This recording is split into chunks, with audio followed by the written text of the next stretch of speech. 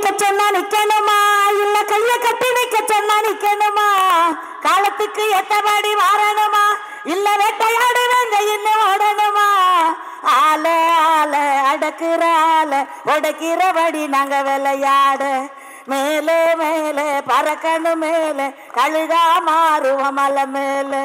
இந்த படத்துல என்ன, இந்த படத்தோட இதை ஒரு வரியில சொல்லிடலாம். இதுல 10ஆம் நூற்றாண்டுல வாழ்ந்த சிவவாக்கியார் அப்படிங்கிற ஒரு சித்தருடைய கவிதை ஒண்ணு இருக்கு. கறந்த பால் முளை புகா, கடைந்த வெண்ணெய் மோர் புகா, உடைந்து போன சங்கினோசை உயிர்களும் உடற்புகா, உதிர்ந்த பூ முறிந்த காயும் மீண்டு போய் மரம் புகா, இறந்தவர்கள் பிறப்பதில்லை இல்லை இல்லை இல்லையே, கோயிலாவதேதடா குளங்களாவதேதடா, கோயிலும் குளங்களும் கும்பிடும் குலாமரே, கோயிலும் மனத்துலே குளங்களும் மனத்துலே, ஆவதும் அழிவதும் இல்லை இல்லை இல்லையே அப்படிங்கிற ஒரு 10ஆம் நூற்றாண்டை சேர்ந்த பாட்டு தான் இந்த படத்தோட அடிக்கருத்து. அதாவது இன்னைக்கு வரைக்கும் ரெலவெண்டா இருக்கக்கூடிய ஒரு கருத்து. இதை பிற்காலத்தில் லா ஆஃப் கன்சர்வேஷன் ஆஃப் எனர்ஜின்னு சொல்றோம் இல்லையா. Energy can either be created not destroyed but can be transform from one form to another. அதுதான் வந்து சித்தர் 10ஆம் நூற்றாண்டுல சிவவாக்கியார் சொல்லியிருக்காரு, ஆவதும் அழிவதும் இல்லை இல்லை இல்லையே அப்படிங்கிற மாதிரி. ஸோ இந்த மாதிரி ரெலவெண்டா இன்னைக்கும் இருக்கக்கூடிய ஒரு பாட்டை சிவவாக்கியாருடைய பாட்டு அது. ஸோ அதை இந்த படத்துடைய அடிநாதமா, அதுதான் இந்த தீம் சாங்காகவும் நீங்க கிளிம்ஸ்ல பாத்தீங்க, இந்த படத்துடைய அடிநாதமா அது இருக்கு. அண்ட் இந்த படம் முழுக்க முழுக்க இருக்கிற ரிசோர்ஸஸ் வச்சு எடுத்தாலும் நீங்க திரையில பார்க்கும்பொழுது பிரம்மாண்டமா இருக்குங்கிறத நாங்க பார்த்துட்டனால நாங்க நம்புறோம். பார்க்குற மக்களுக்கும் அது அப்படி இருக்குன்னு எங்களுக்கு நம்பிக்கை இருக்கு. அண்டு ஆனால் வேற ஏதாவதுனா கேள்வி, நீங்க கேட்ட கேள்வி தான் என்ன புதுசா இருக்கு அப்படின்னா இதானே படமே கொஞ்சம் தெரியல, நான் எப்படி இருக்கணும் மக்கள் பார்த்து தான் சொல்லணும். அவங்க சொல்றாங்க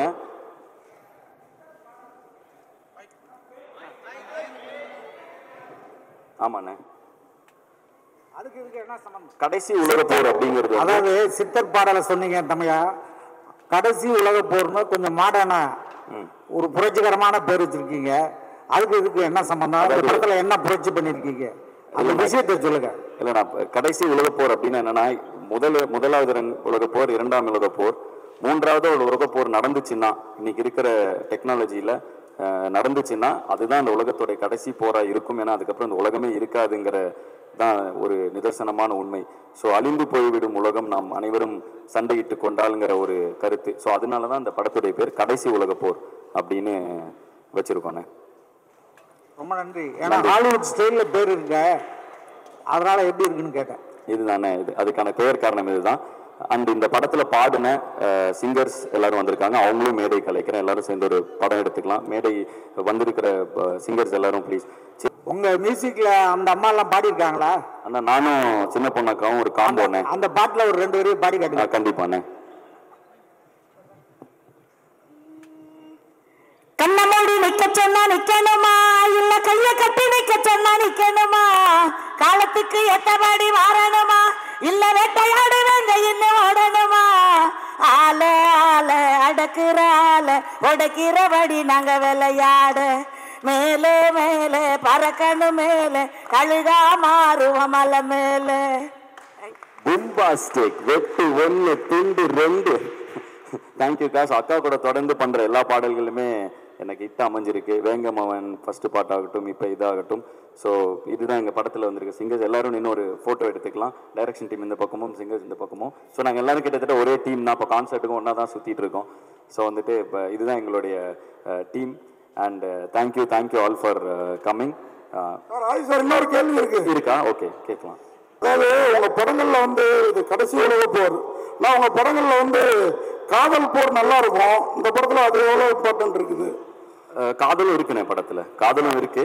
அதை தாண்டி நிறைய விஷயங்கள் இருக்குண்ணே. ஆக்ஷன் இருக்கு, ஜானரா சொன்னா காதல் இருக்கு, ஆக்ஷன் இருக்கு, நிறைய விஷயங்கள் இருக்கு.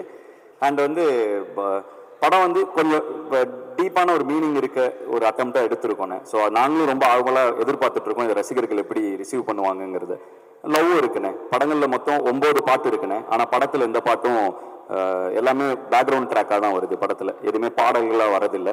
பட் ஆனால் படத்துல 9 பாட்டு இருக்கு. ஸோ அதுவே ஒரு வித்தியாசமான முயற்சி தான் எங்க கிட்ட இருந்து. ஏன்னா நாங்கள் பொதுவாக என் படத்துல நிறைய பாடல்கள் இருக்கும். ஸோ அதுவே ஒரு வித்தியாசமான முயற்சி தான். அதே மாதிரி இப்போ இந்த சித்தர் பாடல் கேட்ட பிறகுதான் இப்போ பாதி அந்த அந்த பாடல், அந்த மாதிரி பாடல்களை பார்த்து தான் இப்போ பாடல்களே பாடி இருக்கிறாரோ அப்படின்னு தோணுச்சு. நீங்க அந்த மெட்டை ஏற்ற இறக்கமா பாடினீங்கல்ல. நான் தொடர்ந்து இப்போ தமிழண்டா இயக்கத்தில் நாங்கள் தொடர்ந்து தமிழ் சார்ந்த விஷயங்கள் ஹிப்ஹாப்னாலும் ஹிப்ஹாப் தமிழானாங்க. ஸோ அதனால் அங்கே பார்த்தீங்கன்னா பாரதியார் அவரே ஒரு பெரிய ரேப்பர் தான். ஸோ அவருடைய நடையிலுமே அந்த ரேப் இருக்குது. ஸோ தொடர்ந்து அந்த மாதிரி விஷயங்களில் இன்ஸ்பயர் ஆகி தொடர்ந்து நாங்கள் எங்களோட கலைப்படைப்பை கொடுத்துட்ருக்கோம். கண்டிப்பாக இந்த மாதிரி எல்லா தமிழ் இலக்கியங்களில் இருக்கிற விஷயங்களில் கண்டிப்பாக நாங்கள் இன்ஸ்பயர் ஆகி அதை புது வடிவத்தில் கொடுத்துட்டும் இருக்கோம். கண்டிப்பாக அதில் தான் இன்ஸ்பயரும் ஆகிறோம்.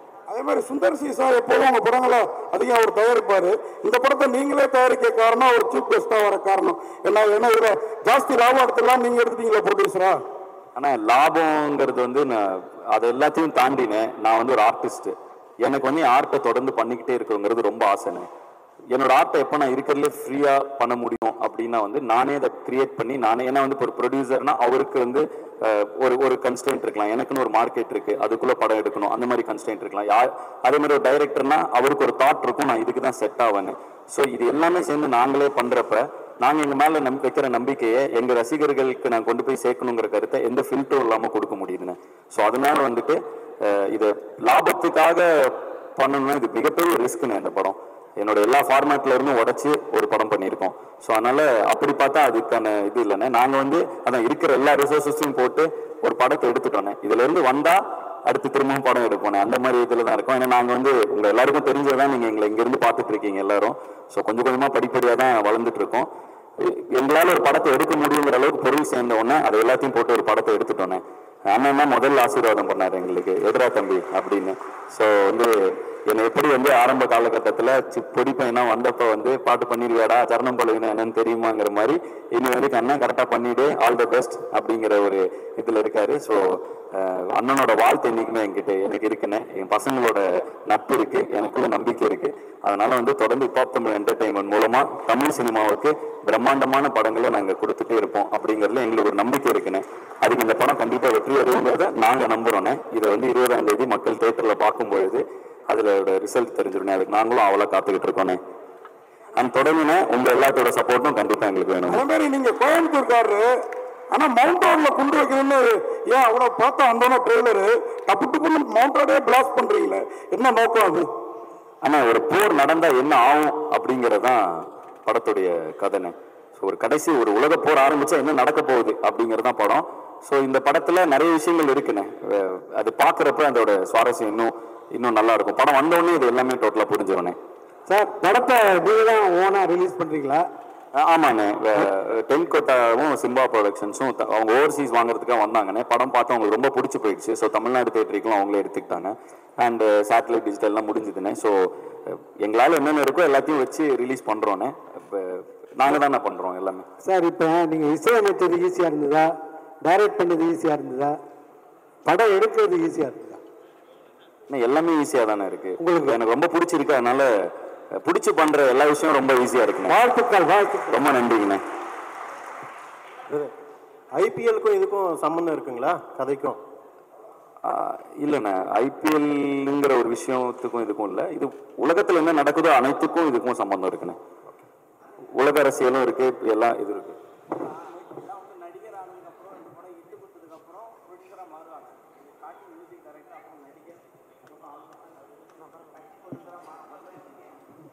பேர் வந்து உலக போர்னு வச்சிருக்கீங்க, எல்லாத்தையும் கடந்துட்டீங்க, அடுத்தது என்ன அரசியலுக்கு வர போறீங்களா? இல்லைண்ணே, நான் ஒரு கலைஞன். நான் வந்து ஏன் வந்து இப்போ படம் ப்ரொடியூஸ் பண்ணுறேன்னா அதுக்கான பதில் தான் சொன்னேன். என்னோட கலையை வந்து மக்கள்கிட்ட கொண்டு போய் சேர்க்கறதுக்கு எவ்வளோ முடியுமோ, எவ்வளோ ஃபில்டர்ஸ் கம்மியாக முடியுமோ, நான் நினைச்சதை என்னால் கொண்டு போய் சேர்க்க முடிய இந்த நிறுவனம் எனக்கு உதவியாக இருக்குண்ணே. அது போக இந்த நிறுவனம் மூலமாக கிட்டத்தட்ட நாங்கள் இன்னைக்கு வந்து ஒரு 2 பேர் வந்தோண்ணே. 2 பேர் ஆரம்பித்தோம். இன்னைக்கு கிட்டத்தட்ட 110 பேர் பக்கத்தில் நாங்கள் வேலை பார்த்துட்டு இருக்கோண்ணே. ஸோ அதனால் இது எனக்கு இன்னும் சந்தோஷமா இருக்கு. ஏன்னா என் பசங்க அன்னைக்கெல்லாம் என் கூட இருந்த பசங்க, நாங்கள் இண்டிபெண்டன்ட் மியூசிஷியனாக இருந்தப்ப நிறைய பேர் வந்து அதுக்கான வாய்ப்பு இல்லாமல் அங்கே சஸ்டெயின் பண்ண முடியாமல், இன்ஃபேக்ட் நாங்களே அண்ணனை பார்க்கலன்னா எப்படி சஸ்டெயின் பண்ணியிருப்போம் தெரியல. நாங்கள் இண்டிபெண்டன்ட் ஆர்டிஸ்டாக இருக்கிறதுக்கு இன்னைக்கு மார்க்கெட் இருக்கு, அன்னைக்கு அப்படி எதுவுமே கிடையாது. ஸோ அந்த இடத்துல 2 பசங்க கனவோட வந்திருக்கோம். அந்த டைம்ல எங்க கூட இருந்த பசங்களெல்லாம் எங்களுக்கு ஒரு பிளாட்ஃபார்ம் அமைச்சு கொடுக்க முடியல. இன்னைக்கு இந்த ஹிப்ஹாப் தமிழ் என்டர்டெயின்மெண்ட் மூலமா எங்க கூட டிராவல் பண்ண எல்லா பசங்களும், கிட்டத்தட்ட அட்சன் எங்க கோ டைரக்டர், அவர் தான் டைரக்ஷன் டீம் ஃபுல்லாக அவர் தான் ஹெட் பண்ணுவார். ஸோ எங்களோட சிஸ்டமே கொஞ்சம் வேற மாதிரி, பொதுவான சினிமா சிஸ்டமாக இல்லாமல் கொஞ்சம் ஒரு க்ளீனாக ஒரு கம்பெனி ஃபார்மேட்டில் நடத்திட்டு இருக்கோம். ஸோ ஹட்சனை ஹெட் பண்ணுறாரு. ஹட்சன் வந்து எனக்கு 12 வருஷமா தெரியும். ஒரு இண்டிபெண்ட் பிபாய் அவர், அதாவது பிரேக் டான்சர் பிபாய், ஒரு கொரியோகிராஃபர், ஒரு டான்ஸ் கிளாஸ் நடத்திட்டு இருந்தார். இந்த படம் ஆரம்பித்து ப்ரொடக்ஷன் ஆரம்பித்தோன்னே வாங்க படம் ஆரம்பிச்சிட்டேன் வாங்கன்னு. ஸோ இது மாதிரி ஒவ்வொரு ஃபீல்டில் இருக்கவங்க எல்லாருமே, இந்த அஜய் வந்து சிஏ, அவன் வந்து ஒரு சார்ட்டர்ட் அக்கௌண்டன்ட்டு. ஸோ இந்த மாதிரி எந்தெந்த நண்பர்கள் எங்கெங்கெல்லாம் ஜேபி வந்து ஃபேன் கிளப் இன்டர்ன்ஷிப் ப்ரோக்ராம் மூலமாக வந்தான். ஸோ இப்படி எங்கெங்கே யார் யாரை பார்த்தனோ அந்த நண்பர்களுக்கெல்லாம் ஒரு இடம் கொடுக்க இந்த நிறுவனம் எனக்கு உதவியாக இருக்கணும். அவ்வளோதான் இதில் விஷயம். இல்லை இதில் இன்னொன்று, படிப்பு முக்கியம் தான். நீங்கள் சொன்னது எல்லாம் படித்தவங்க தான். ஆனால் சினிமாவை நோக்கி வரவங்க முக்கால்வாசி பேர் படிப்பு இல்லாதவங்க தான் வராங்க. ஸோ அந்த மாதிரி படிப்பு இல்லாமல் வந்தாலும் சேர்த்துக்கிறதுக்கான வாய்ப்பு இருக்கா? ஆனால் படிப்புங்கிறது வந்து நம்ம குழப்பிக்க வேணாம். ரொம்ப சிம்பிள். திறமை இருக்கிற பொழுது எல்லாருக்குமே இது படிப்புங்கிறது வந்து டிகிரியோ அது கிடையாது. படிப்புங்கிறது நம்ம கற்றுக்கொள்ளும் எல்லா விஷயங்களும் தான். ஸோ வந்து படிப்பு நம்மளை பண்படுத்தும். ஸோ ஒருத்தரை வந்து எத்தனை படிச்சிருக்காங்கிறத வச்சு அவங்கள நம்ம திறமையை எடை போட முடியாது. அனைவருக்கும் வாய்ப்பு உண்டு. ஆனால் நான் அடிக்கடி சொல்றது என்னன்னா, படிச்சுட்டா அது பின்னாடி இருக்கிற டெர்மினாலஜியும் அதோட பேசிக்கும், அதை எப்படி அந்த ப்ராசஸும் நம்ம கற்றுப்போம். ஸோ அப்படி கற்றுக்கும் பொழுது நம்மளுக்கு வந்து எந்த இடத்துலையுமே கை கட்டியோ தலை குனிந்தோ அவுட் ஆஃப் த வே போய் எதுவும் பண்ண தேவையில்லை. தலை நிமிர்ந்து இருக்கலாம். இப்போ எனக்கு இது தோத்துச்சுன்னா நான் காலேஜில் போய் ப்ரொஃபஸராக, எனக்கு இந்த சினிமா கெரியரே இப்போ எனக்கு இது சரி, இதெல்லாம் நான் காலேஜில் ப்ரொஃபஸராக போவேன். எனக்கு எந்த ஒரு இதுவும் இல்லை. என்கிட்ட என் படிப்பு இருக்குது. அது எனக்கு என்றைக்குமே நம்பிக்கை கொடுக்கும். நான் தலை நிமிர்ந்து இருப்பேங்கிற தன்னம்பிக்கை என் படிப்பு எனக்கு கொடுக்குது. அதனால எல்லாரும் படிங்கன்னு என்னோட ரசிகர்களுக்கு தொடர்ந்து அதை நான் சொல்லிட்டு இருக்கேன். அவ்வளோதான் அதில் விஷயம். டெக்னாலஜி வளர வளர அழிவு கண்டிப்பாக இருக்குன்னு நீங்கள் நினைக்கிறீங்களா? இருக்கலாம். இந்த படத்துல அது மாதிரி ஒரு விஷயம் இருக்கு.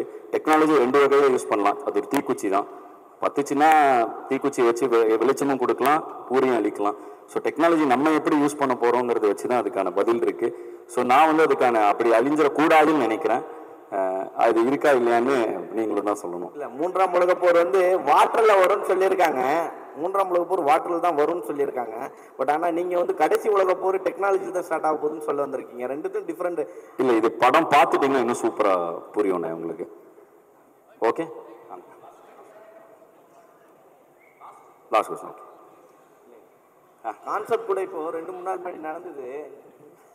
அதில் கூட ஏதோ பசங்க சண்டே ஆயிடுச்சுங்க. இது வரைக்கும் உங்கள் கான்செப்டில் அந்த மாதிரி நடக்கவே இல்லை. ஆனால் இது வரைக்கும் கான்செப்டே நடக்கவே இல்லை. கோயம்புத்தூர்ல 2-3 நாள் முன்னாடி நடந்தது உங்களுக்கு. அப்போ அங்கே வந்து காலேஜ் பசங்க அடிச்சுக்கிட்டாங்க. அது ஒரு 200 பேர் இருக்கு, ஒரு 20,000 பேர் இருக்கிற இடத்துல 25,000 பேர் வந்தாங்கண்ணா இந்த கான்செர்ட்டுக்கு. அதில் டான்ஸ் ஆடுறப்ப ஒருத்தருக்கு ஒருத்தர் இடிச்சுக்க, ஏன்னு ஒரு ஒரு ஒரு திருவிழாவில் நடக்கிற மாதிரி என்ன இடிச்சிட்ட அப்படின்னு இது பண்ண, உடனே சண்டை போட்ட அந்த 10 பேரை உடனே வெளில அமிச்சாச்சு. அது அங்கே நடந்த மீதி 19,000 பேருக்கும் தெரியாது அப்படி ஒரு விஷயம் நடந்ததுன்னு.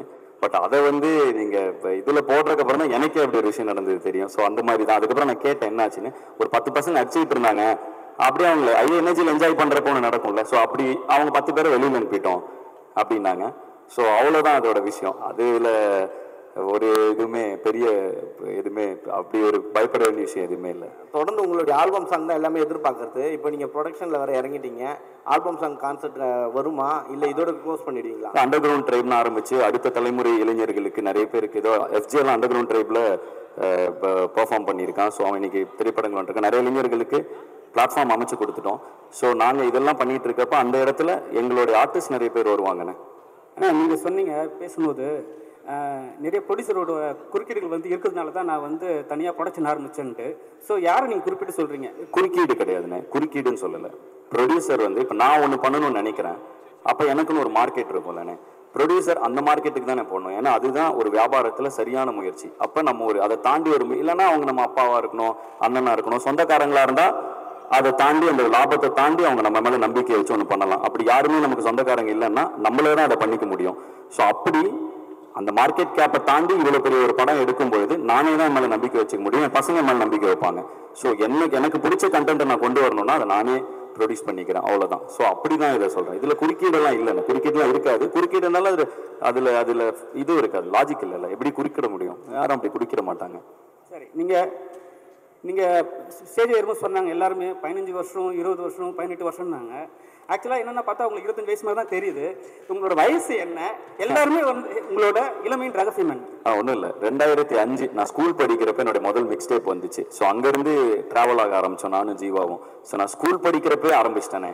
எனக்கு மேடைகளும் வாய்ப்பும் இல்லை, ஏன்னா எனக்கு யாரையும் தெரியல. நான் சென்னைக்கு வரதுக்கே அங்கேருந்து நான் காலேஜ் முடிச்சு காசு சேர்க்கறதுக்கே டைம் ஆயிடுச்சு. அதுக்கப்புறம் தான் என்னால் சென்னையை கிளம்பி வர முடிஞ்சுது. ஸோ சென்னை வந்து ஒரு 4 வருஷம் கஷ்டப்பட்டதுக்கப்புறம் தான் எனக்கு லக்கிலி இப்போ அண்ணனை மீட் பண்ணுற வாய்ப்பு கிடச்சி. சுந்தரண்ணை வந்து எனக்கு ஒரு இசையமைப்பாளர் வாய்ப்பு தராரு. நாங்கள் 2005 பாட்டு போட்டுட்ருக்கோம். எங்களுக்கான அதாவது நான் சுந்தரண்ணாவோட முதல் படம் சைன் பண்ணுறப்ப எனக்குன்னு ஒரு அண்ணனே சொல்லுவார், ஆம்பளை லான்ச்சில் அவ்வளோ ஃபேன்ஸ் வந்திருந்தாங்க. ஏன்னா அது இண்டிபெண்டன்ட் மியூசிக் மூலமாக சேர்த்த ஃபேன்ஸ். எனக்கு வந்து கனெக்ஷன்ஸ் இல்லாதனால எனக்கு மேலே வர்றதுக்கு அதாவது அந்த பிளாட்ஃபார்ம் எனக்கு கிடைக்கிறதுக்கு டைம் ஆகிடுச்சு. ஸோ அதுக்கு முன்னாடிருந்தே நான் பண்ணிட்டுருக்கேன். இப்போ நான் இந்த வேற யாருக்கும் அது நடக்கக்கூடாதுங்கிறது தான் இந்த இத்தனை தமிழண்டா movement, underground tribe, pop Tamil entertainment ஒன்று பண்ணிக்கிட்டே இருக்கும். எனக்கு தெரிஞ்ச பசங்களுக்கு அது நடக்கூடாதுன்னு அவ்வளோதான். அதில் நிறைய பேர் கூட ட்ராவல் ஆகிருக்காங்க. இப்போ நான் வந்து ஃபஸ்ட்டு இண்டிபெண்டன்ட் ஆர்டிஸ்ட்டாக ஃபஸ்ட் இயர் காலேஜ் படிக்கிறப்ப அவர் எனக்கு பேக்ரப் டான்ஸராக இருந்தார். ஸோ அவர் வந்து அவங்க எங்கள் பின்னாடி டான்ஸ் பண்ணுவாங்க. ஸோ அந்த மாதிரி நிறைய பேர் கூட இவ்வளோ வருஷம் ட்ராவல் ஆகிட்டோம். ஸோ அந்த இதனால அவ்வளோ வருஷமாக தெரியுது. ஓகேண்ணா, டன், தேங்க்யூ. கடைசியாக இந்த படத்துடைய காஸ்ட் அனைவரையும் மேடை கலைத்து ஒரு குரூப் பிக்சர் எடுத்துக்கணும். அது நடுவில் எங்கள் அண்ணன் சுந்தர்சி அவர்கள் நிற்கணும்னு ஆசைப்படுறேன்.